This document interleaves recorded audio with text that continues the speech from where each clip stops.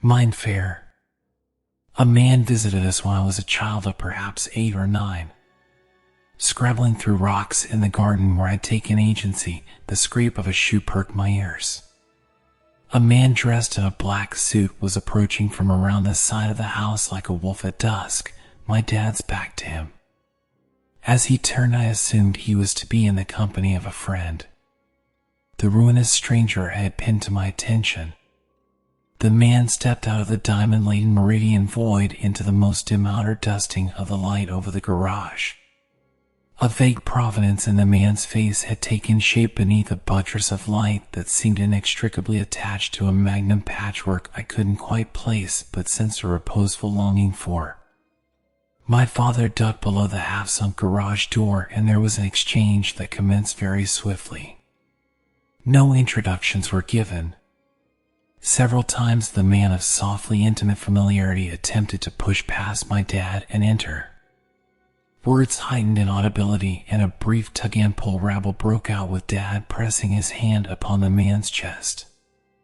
The stranger drew his arms out to his sides and threw them up over his head several times, gesticulating with some austere emphasis, though he eventually backed away and hung his head, the stretching shadow of it culling a dark cavity in the center of his chest, and finally he receded back into night.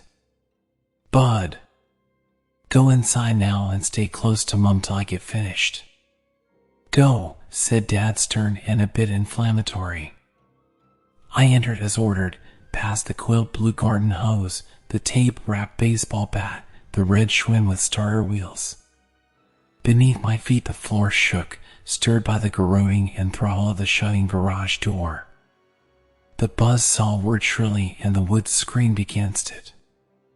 The aromatic tang of splintered and sawdust arched out of the vents, the scent one vivid and unabated relic of my childhood. Of a maternal influence and jurisdiction only succeeded by my own mother, my reviving spirit sheltering me from the blight of incessant bullying and isolation in youth, was my Grandma Lois, guiding light since infancy, and so it would only have been justice that I see her through to a pleasant and painless death. She died on the eve of my birthday. I attended her wake. In passing, I followed a deliberate roundabout route that would lead me past my childhood house, peeled back from the fold of the revolving spangled meridian in all its tangible form, and regarding this as a sort of swan song closure, I made a conscious decision to walk among that little mound of land one more time. Once more and not again, 27 years in the making. The old house. The air was blistering and night dark.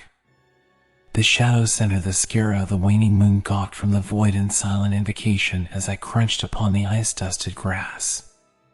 The pool still standing after 3 decades. The wood framing of the porch groaning against the inclement wind. Assured I could slink through unnoticed. The backdrop of night so dark that the moon's flaring past about in a lit flash across my polished shoes like glitter along stretching waves beneath a bright summer sun. However, none of this should have been. Many times I visited this house on my county's home assessment webpage. The pool had been torn down. The old screen deck rebuilt with siding and glass. Trees cut down. The one I climbed as a boy, yet all was not and all that had been was. I proceeded with a gestational unease tender in my belly. I creased my hands along the dark fold of my black suit and rounded the corner of the house to the driveway, tremoring abruptly not from a burst of angry frozen wind but the frenzied entropy of a quick shot of déjà vu. A light was on somewhere. I hesitated when I noticed the garage half awake and lit behind a partially open door. In the distance a child crouched among pebbles, scrabbling through and tossing rocks aside as if sifting through minerals with a tin batilla in the shallow creek pierced through a gold rush peninsula. As if divinely summoned, a slender yet sternly postured silhouette emerged, ducking beneath the door and planting himself between me and the house and the boy. I stepped forth, recoiled a few strides, and moved forward again. Like a wolf breaching its woodlands beholden to a strange and exotic creature, hesitantly I tested waters, and yet the figure posed him or herself expectantly.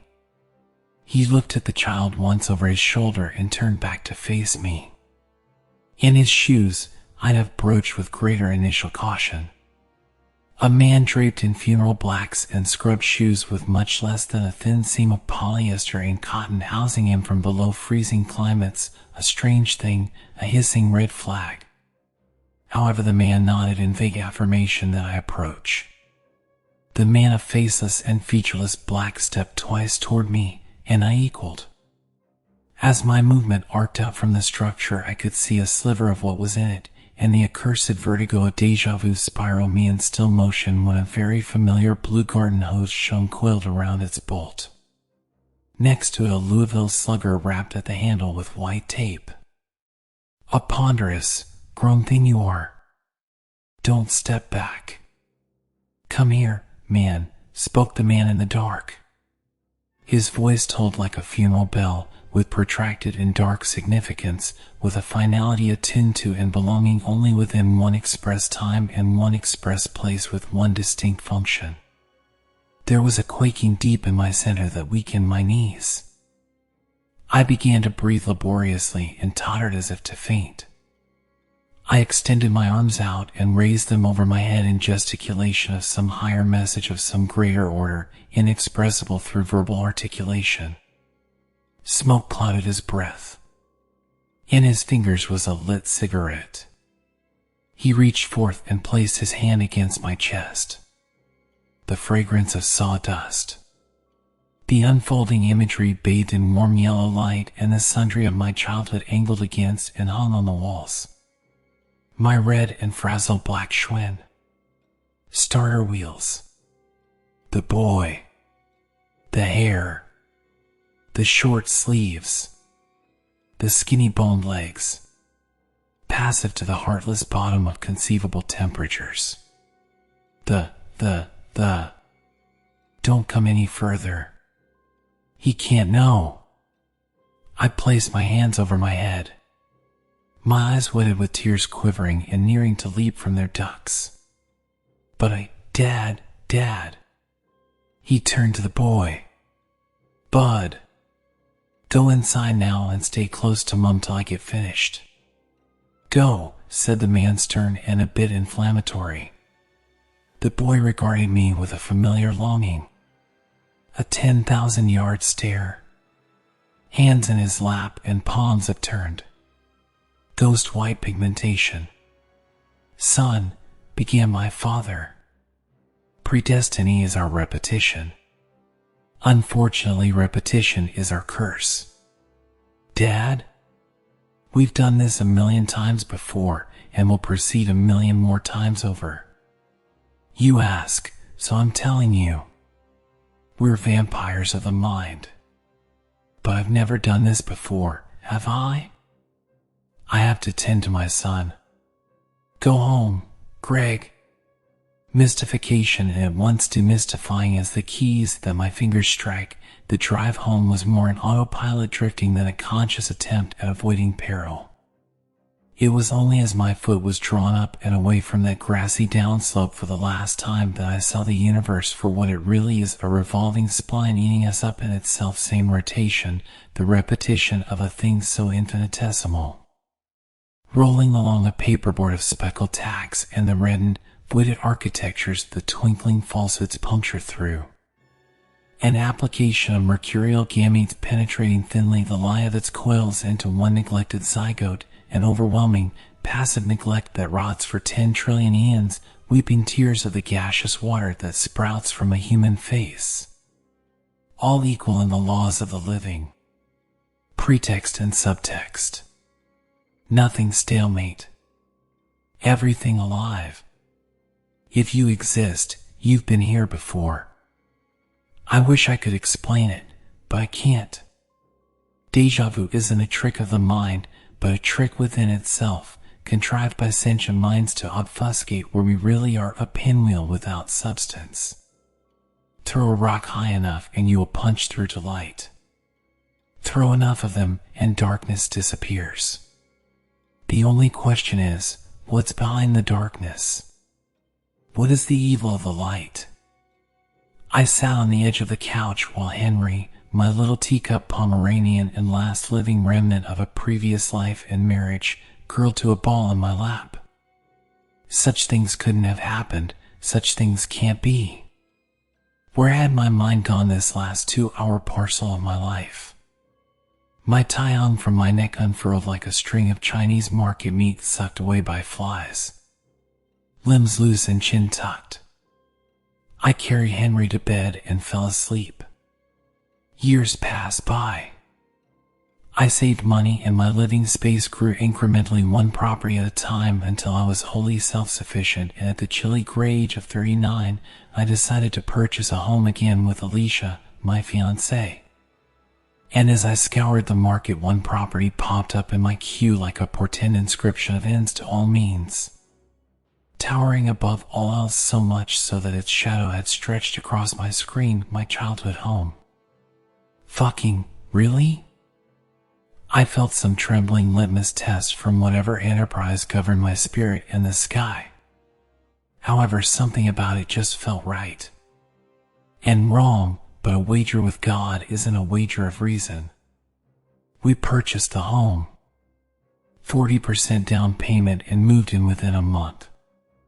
More years passed. We had a son. Watched him bloom and grow and flourish.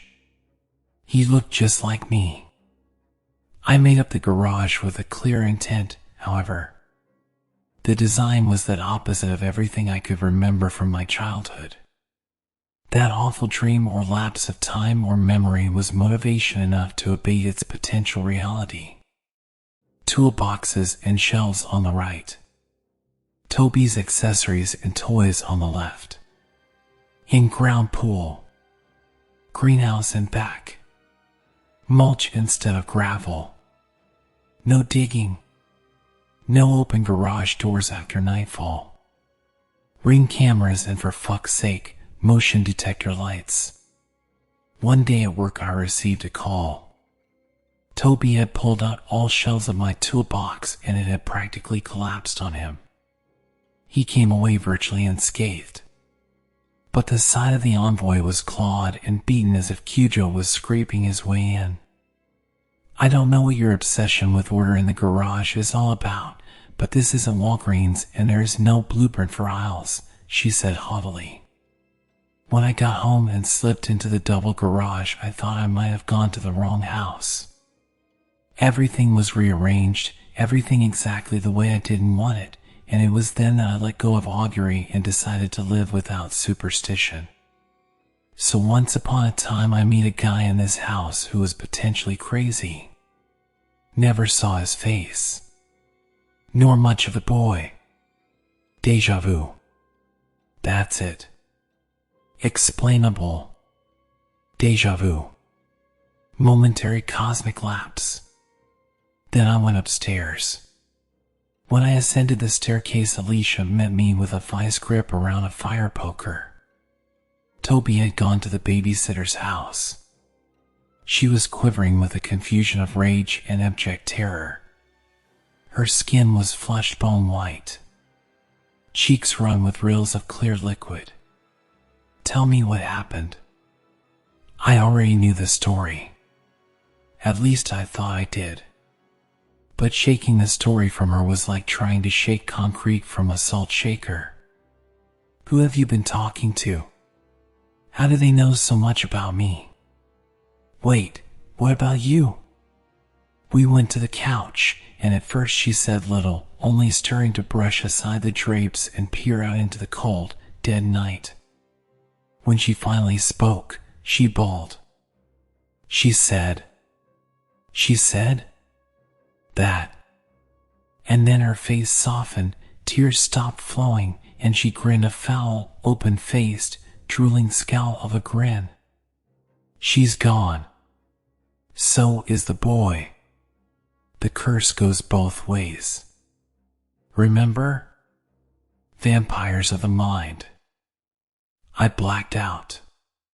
When I woke up, I was in my car, dressed in a black suit, frozen nearly through to the core, my breath dragging from my mouth in little spumes. There was a knocking on my car window. It was Alicia. "Hey, I don't know what you're doing or why you're put here, but what the hell are you wearing?" What? "Toby's got an ear infection. It's bad." "Where is he? Still with the babysitter?" She looked at me like some alien thing born from the sea. No. Yeah. Grandma Lois just brought him back. She's inside.